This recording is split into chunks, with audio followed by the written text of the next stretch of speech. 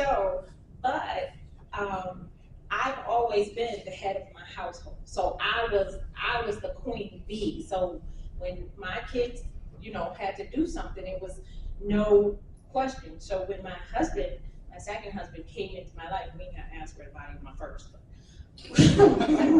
So when my second husband came, I was like, okay, I don't know if I can accept that, if he can do what I wanted him to do when I say do it, because you have to become softer when you bring in. So the fact that he was able to come in and I'd say something and then a week later it's done. I'm like, that's what I need. That's what I need, and I didn't have to be a bully or be a dominant woman. I could actually be in my soft girl, because we all essentially want to be passenger princesses.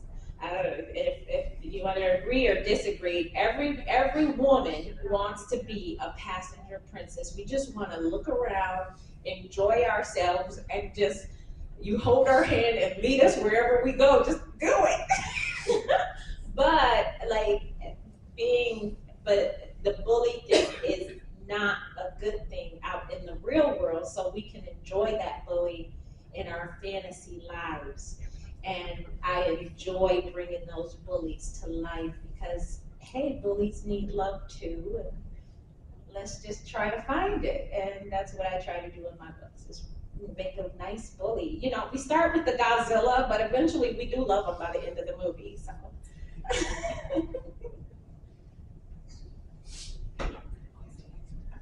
Halli? Wilderwood or Wilderwood? Wilderwood. Wilderwood is about vampires. Why do you think vampires are such popular creatures for love stories in romance?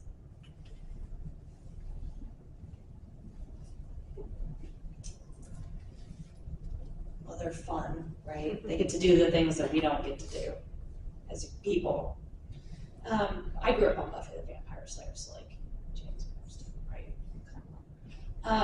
But it is interesting to see how, because vampires go back centuries, the folklore is extremely old. I know you know what I'm talking about. There we go. And Nosferatu's hot right now, and everyone's like, oh my god, but yeah, kind of maybe. I have heard that from people, and I'm just like, hey, whatever, watch the original one, and then you can question yourself later. If you've watched the original German Nosferatu, you know exactly what I'm talking about. He's monstrous. It's fantastic. But it's impressive for how old it is. But vampires, werewolves, these paranormal creatures have different boundaries and different abilities than humans do. So it's just like when Marvel movies were popular, we all kind of wanted to be Captain America or a superhero. It's that higher achievement of humankind. Vampires are just kind of fun because you can do whatever you want with them. And if you came out of the Vampire the Masquerade LARPing RPG world, they're also kind of cool and they're sexy. And they're like, oh, but if I was a vampire, I could be cool and sexy. It's wish fulfillment. Really, truly, it's wish fulfillment. And also, kind of hot. I'm not gonna lie, it's kind of hot.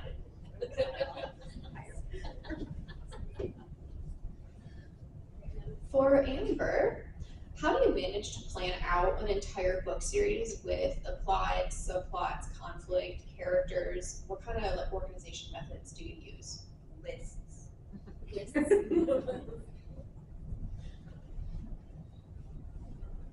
So I mentioned it took about 10 years to get this world exactly the way I wanted it.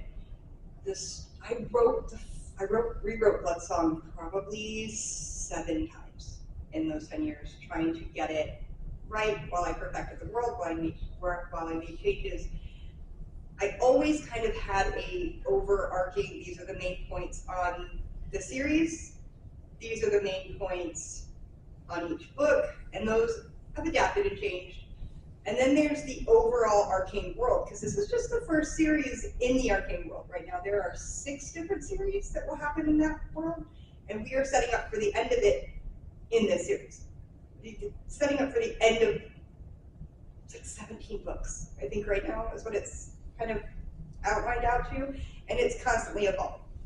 The next series that I'm writing, if you have already or plan to read the second book, there's a spot where Reed goes to Territory 4, and he goes to one of the arcane schools, and he kind of teaches a class for a couple weeks. The next series actually takes place at that school with the kids that go there, with 4 of them that go there, and kind of, so you get to see, because this is kind of the introduction to the arcane world. You get to see it from Penelope, she's a human like us, or whatever, and she's kind of getting into it.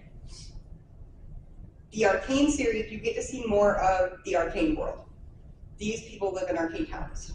They live, they go to these schools. They know they are completely saturated in this other world that is happening alongside ours, and they foray into our world instead of the other way around. So it's going to be really fun.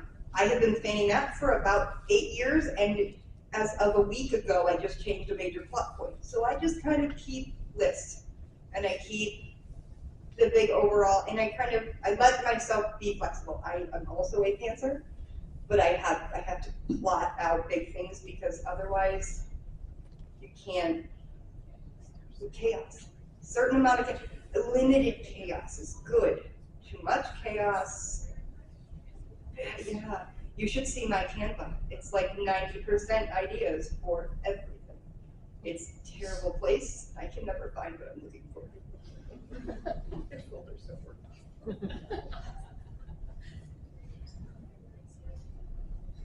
All right, so at this point, we're gonna open it up to questions from the audience. And I have stickers for people who ask questions, because I will bribe people. I'm not above doing that. So, does anyone have questions for any of the authors up here? Yes. Okay, going on, Amber. Then, so when you're doing that, do you already know how it's gonna end? Like the main ending that you're working for? I know. Okay, so for the Bluebird Chronicles, I knew that in the very end, Reed and Penelope were going to get their happily ever after. I had no idea what it looked like, but I knew that was what was going to happen, and then it was going to kick off. I knew about halfway through the second book what the lead-in for the next series was going to be. That was because I planned some other stuff, but so I knew kind of what that next step was going to be, and that changed. But I knew at the end they were going to end up happy. They were going to have their happy ending, and there's stuff that happens in the fourth book that literally happens just because I need to set up 3 series from now. Because I've got this one, and then the next one, and then that next one after that. I need something that happens at the end of this book for that, because this series and the Don Hall series run concurrently. So they're happening at the same time, and it's important. So I need the stuff that happens in that series. That after that, I need the stuff from this to go there. It's so complicated. So I have I try to keep main points. They're going to end up happy, and this event is going to trigger that event. Otherwise, I just kind of let the chaos roam. I don't know what anyone else is doing, but they're going to be there. Does that answer your question? Yeah. Okay. Sorry. Who else has questions? Yes. Michelle? Yes. So since you have the enemies to lovers kind of thing going, how often do you yourself as a writer get frustrated that they just seem to keep missing the attraction, maybe? It could just be one conversation if we all cleared up. How often do you get frustrated with your own characters that way? Well, it's a very good question. It depends. So I write paranormal romance, and I also write horror under a different name, and I write children's books under a different name. Anyway, so here's how it kind of happens. I usually dream all of the books, okay? And if I have a day job, so if I'm too busy, the next night the characters usually show up, and I'm in a glass box. This has happened for every one of my books. I'm in a glass box and I'm in my bed asleep. I can see myself sleeping, but the characters are walking around the glass box. If I still don't write anything or don't write anything down the next day, they start to tap on the glass. I've had it to where they're shaking the glass and it's 3 in the morning and I get up and I start typing the outline of a book. So, that being said, characters really, they have their own way of dealing with me. I would say that sometimes, though, I have to put my foot down.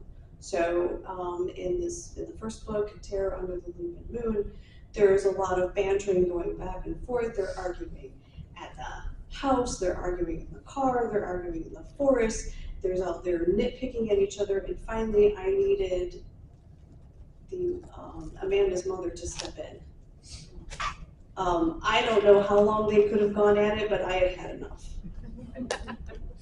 I needed some romance to start happening, and so that's the convenient thing about writing paranormal romance. If you need a little magic, Amanda's mother happens to make enchanted baked goods, and so she just puts a spell on both of them. Feed them some bread. So every once in a while, you gotta put your foot down. Carbs make everything better. Pardon me? I said you just gotta feed them some bread. Carbs make everything better. Cookies. She's a really good enchanted cookie maker. Yeah, there we go. So I had a hard time not eating while writing the first book. There's a lot of baking going on. Yes. This is kind of for everybody, like, what advice would you give to people that maybe have, like, stories in their head? How did you start writing and got the courage to just do it? And, like, how did you start? Great question. Who wants to answer it? Well, I always had stories also in my head. The way that I got started was I sort of got, I would say maybe